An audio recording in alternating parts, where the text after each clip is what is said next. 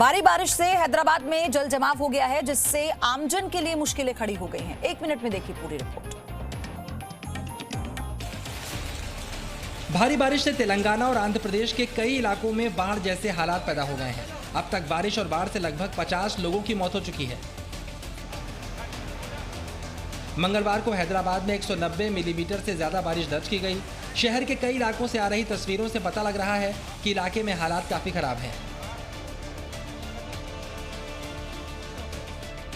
हालात से निपटने के लिए सेना और एनडीआरएफ के जवान पहले से ही तैनात हैं, जो अलग अलग इलाकों में लोगों को बचाने का काम कर रहे हैं। बारिश में बिजली के खंभों के गिरने से कई इलाकों में अंधेरा छाया हुआ है।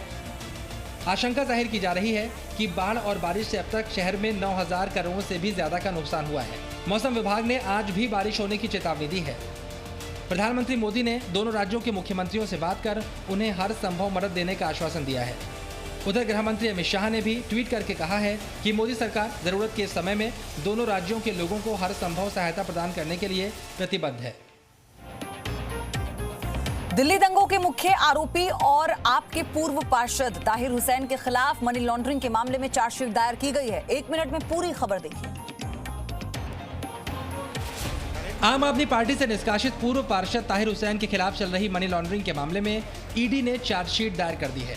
चार्जशीट दिल्ली की कड़कलडूमा कोर्ट में पेश की गई है। कोर्ट ने माना है कि मामले में आरोपी बनाए गए पूर्व पार्षद के खिलाफ पर्याप्त सबूत है। इन सबूतों के आधार पर ताहिर हुसैन के खिलाफ इन धाराओं के तहत मुकदमा चलेगा। धारा 307 यानी हत्या की कोशिश, धारा 120B यानी आपराधिक षड्यंत्र, धारा 201 सबूतों को मिटाना, धारा 147, 148 यानी दंगा भड़काना, धारा 149 यानी अवैध तरीके से भीड़ जमा करना, धारा 395 यानी डकैती, धारा 436 यानी किसी भवन को आग लगाने की कोशिश और धारा 34 सामान्य तरीके से किया गया आपराधिक कृत्य। सूत्रों के हवाले से खबर है कि ईडी इस मामले से जुड़ी एक सप्लीमेंट्री चार्जशीट भी दायर कर सकती है। कोर्ट ने ताहिर हुसैन को 19 अक्टूबर को कोर्ट में पेश होने का आदेश दिया है। हाथरस मामले में सीबीआई की टीम ने शनिवार को पीड़ित परिवार से एक बार फिर से करीब 5 घंटे पूछताछ की है। पूरी जानकारी 1 मिनट में देखिए। हाथरस मामले में सीबीआई की टीम ने शनिवार को एक बार फिर पीड़ित परिवार के लोगों से पूछताछ की है। टीम ने पीड़ित की मां और भाभी से पूरे 5 घंटे तक सवाल किए। खासकर वारदात के चश्मदीद छोटू को लेकर सीबीआई की टीम ने पीड़िता की भाभी और मां से कई सवाल किए। सीबीआई वालों ने मेरे से ज़्यादा सवाल नहीं किए। अच्छा। क्योंकि मैं साथ में नहीं थी शुरू से उनके, जो भी घर पे थी। छोटू के बारे में मेरे से पूछा तो मैंने उस लड़के को कभी देखा नहीं, जानती भी नहीं थी कौन है, और उसे मैंने पहली बार फोन में देखा है। पूछताछ के बाद सीबीआई की टीम कैंप कार्यालय लौट गई और अपने साथ मृतक लड़की के कपड़े भी ले गई। दूसरी तरफ इस मामले की जांच कर रही एसआईटी की समय सीमा आज खत्म हो रही है। सूत्रों के हवाले से खबर है कि टीम फिलहाल इस मामले की रिपोर्ट 2 से 3 दिन बाद गृह विभाग को सौंपेगी। उसके बाद ये रिपोर्ट मुख्यमंत्री योगी आदित्यनाथ को सौंपी जाएगी।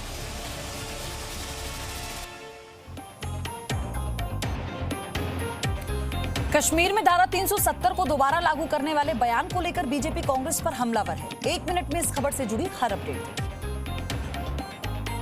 कश्मीर में अनुच्छेद 370 को दोबारा लागू करने वाले बयान को लेकर कांग्रेस पर चौतरफा हमला शुरू हो गया है। केंद्रीय मंत्री प्रकाश जावड़ेकर ने भी इस बयान को लेकर कांग्रेस से सवाल किया कि अब बिहार चुनाव के घोषणा पत्र में भी कांग्रेस इस मुद्दे को उठाएगी। धारा 370 खत्म करने का फैसला गलत था और इसलिए कांग्रेस वो वापस लेगी। क्या कांग्रेस ये बिहार चुनाव में कहेगी? लद्दाख के दौरे पर गए केंद्रीय राज्य मंत्री जी किशन रेड्डी ने भी कांग्रेस पर हमला बोलते हुए कहा कि धारा 370 को हटाकर जम्मू कश्मीर और लद्दाख की जनता को मोदी सरकार ने उनका अधिकार दिया है। भारत का जनता का जो अधिकार है, यह अधिकार जम्मू कश्मीर जनता को नरेंद्र मोदी सरकार दिया है। बीजेपी नेता शहनवाज हुसैन ने कहा कि आज कांग्रेस अलगाववादियों की भाषा बोल रही है और बिहार समेत पूरा देश इन्हें माफ करने वाला नहीं है। धारा 370 को फिर से लाने की वकालत की है। पूरा देश बिहार सहित कांग्रेस को माफ करने वाला नहीं। अभिनेत्री कंगना रनौत और उनकी बहन रंगोली के खिलाफ मुंबई के बांद्रा में मामला दर्ज किया गया। 1 मिनट में जानिए। मुंबई की बांद्रा पुलिस स्टेशन ने अभिनेत्री कंगना रनौत और उनकी बहन रंगोली के खिलाफ केस दर्ज कर लिया है। बांद्रा मजिस्ट्रेट कोर्ट ने बॉलीवुड और महाराष्ट्र के मुख्यमंत्री उद्धव ठाकरे के खिलाफ आपत्तिजनक भाषा का प्रयोग करने के लिए कंगना रनौत पर FIR का आदेश दिया। साहिल अशरफ नाम के एक शख्स की याचिका पर अदालत ने यह आदेश दिया। याचिकाकर्ता ने कंगना के बयानों और ट्वीट का हवाला दिया और उन पर हिंदू मुस्लिम को बांटने और सामाजिक द्वेष फैलाने के आरोप लगाए। अपने ट्वीट के जरिए बॉलीवुड की छवि खराब की है, साथ ही BMC को बाबर की सेना कहा है। ऐसे में उन पर कार्रवाई होनी चाहिए। मौजूदा CM है वो उद्धव ठाकरे जी, हाँ, उन जैसा कोई CM नहीं है, ठीक है। तुम स्टार कहाँ से बनी हो? महाराष्ट्र से। इसको PO के बोलती हो, ये PO के है। इस मामले में कंगना रनौत के वकील ने सफाई देते हुए कहा कि कंगना ने किसी धर्म के खिलाफ कोई बात नहीं की है और उनके ट्वीट से धार्मिक सौहार्द नहीं बिगड़ता है। मैं जानता हूं पर्सनली कंगना को कि वो एंटी रिलीजन बिल्कुल भी नहीं है। उनके कोई ट्वीट्स हो सकते हैं जिसमें उन्होंने मुगल्स का जिक्र किया होगा या फिर मुगल आर्मी का जिक्र किया होगा, but that is not to do with religion. और चलिए अब 1 मिनट में आपको दिखाते हैं चीन ने भारत को कौन सी नई गीदड़ भभकी दी। लद्दाख में चीन भारत के पराक्रम का स्वाद चख चुका है। चीन को अच्छी तरह पता है कि नए भारत से युद्ध करना उसे महंगा पड़ सकता है, इसलिए आजकल चीन कोरी धमकियों से काम चला रहा है और इसकी कमान संभाली है चीन के मुखपत्र ग्लोबल टाइम्स ने। चीन के विशेषज्ञ के बयान के बहाने ग्लोबल टाइम्स ने एक बार फिर भारत को धमकाने की कोशिश की है।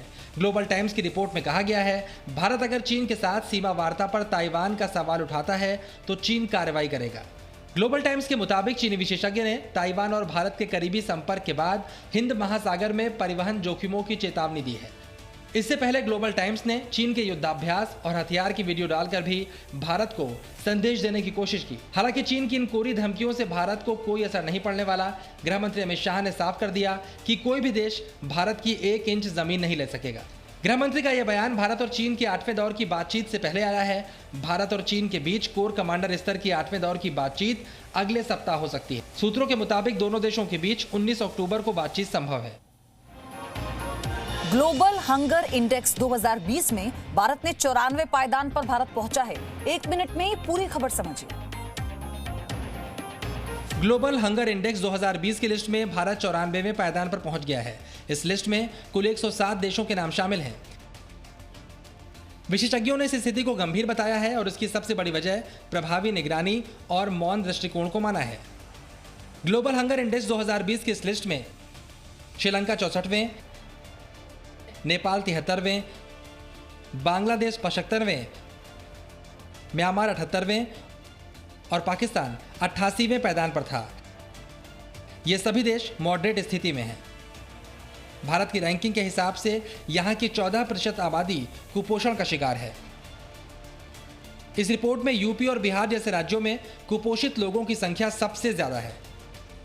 ग्लोबल हंगर इंडेक्स की रैंकिंग के जारी होते ही कांग्रेस सांसद राहुल गांधी ने सरकार पर हमला बोलते हुए ट्वीट किया, जिसमें उन्होंने कहा, भारत का गरीब भूखा है क्योंकि सरकार सिर्फ अपने कुछ खास मित्रों की जेबें भरने में लगी है।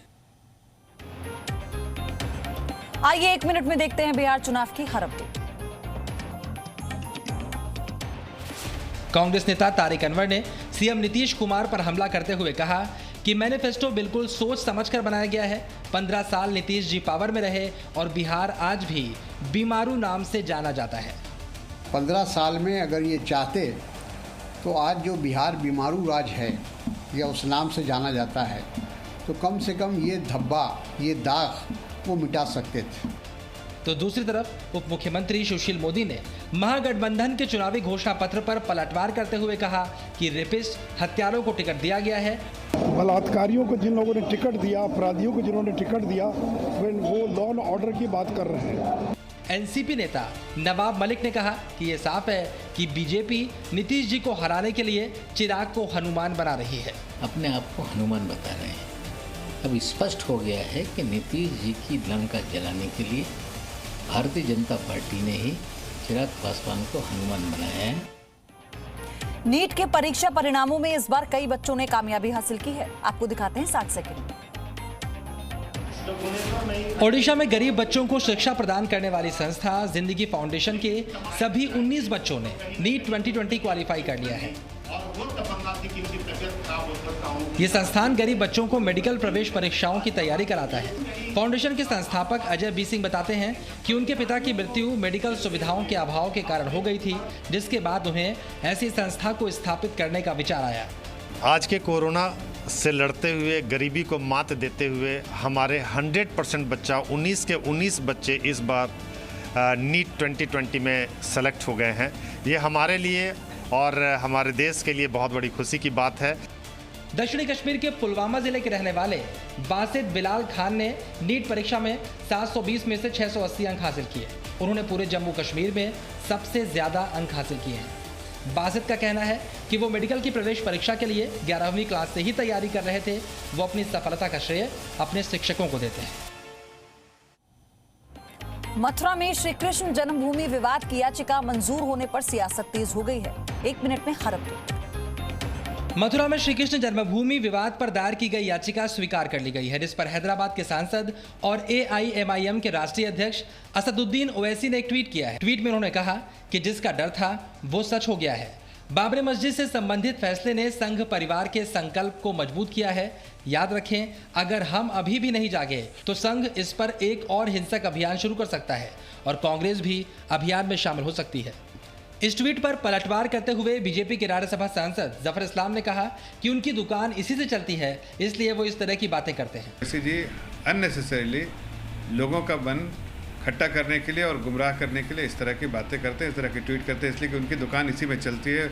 शिवसेना ने भी ओवैसी के इस ट्वीट पर आपत्ति जाहिर की है और कहा कि ओवैसी का बयान गलत है। मुस्लिम समाज को खुशी से ये जगह मंदिर के लिए दे देनी चाहिए। देश के हिंदुओं की जो प्रमुख आस्था है, ये स्वयं स्फूर्ति से मुस्लिम समाज ने हिंदुओं को दे देने चाहिए। आइए अब 1 मिनट में देखते हैं देश में कोरोना से जुड़ी अपडेट। प्रधानमंत्री नरेंद्र मोदी ने देश में कोरोना के हालात और वैक्सीन की तैयारियों की समीक्षा की। बैठक में पीएम मोदी ने कहा कि वैक्सीन को सिर्फ पड़ोसी देशों तक ही सीमित नहीं रखना है, बल्कि इसे पूरी दुनिया में पहुंचाना है। वहीं देश में कोरोना संक्रमण के बीच राहत की बात है कि पिछले कुछ हफ्तों में नए मामलों में गिरावट आई है। पिछले 24 घंटे में संक्रमण के 62,212 नए केस आए, जबकि 70,816 लोग इलाज से ठीक हुए हैं और 837 लोगों की मौत हुई है। वहीं देश में कोरोना संक्रमितों की कुल संख्या 74,32,680 पहुंच गई है। वहीं 65,24,595 लोग इलाज से ठीक हो चुके हैं। संक्रमण से अब तक 1,12,998 लोगों की मौत हो चुकी है। देश में मरीजों के ठीक होने की दर यानी रिकवरी रेट 87.78% पहुँच गई है। इस बीच भारत ने रूस की कोरोना वैक्सीन स्पुतनिक वी का देश में बड़े पैमाने पर स्टडी के लिए ट्रायल की अनुमति दे दी है। आज शारदीय नवरात्र का दूसरा दिन है। नवरात्रों पर हमारी रिपोर्ट देखिए। आज शारदीय नवरात्रों का दूसरा दिन है। इस दिन मां ब्रह्मचारिणी की पूजा की जाती है। पुराणों में ये मान्यता है कि मां ब्रह्मचारिणी की पूजा तप, शक्ति, त्याग, सदाचार, संयम और वैराग्य में वृद्धि करती है और शत्रुओं का नाश भी करती है। शनिवार को नवरात्रों के पहले दिन देश के कई मंदिरों में भक्तों की भीड़ देखने को मिली। हालांकि कोविड काल को देखते हुए इस बार मंदिरों में सामाजिक दूरी और सैनिटाइजेशन का पूरा ध्यान रखा जा रहा है। देश के अलग अलग इलाकों में पूजा पंडाल भी सज रहे हैं। बंगाल में मूर्तियां तैयार कर रहे कारीगरों ने एक पंडाल के लिए प्रवासी मजदूरों की मूर्तियां बनाई हैं।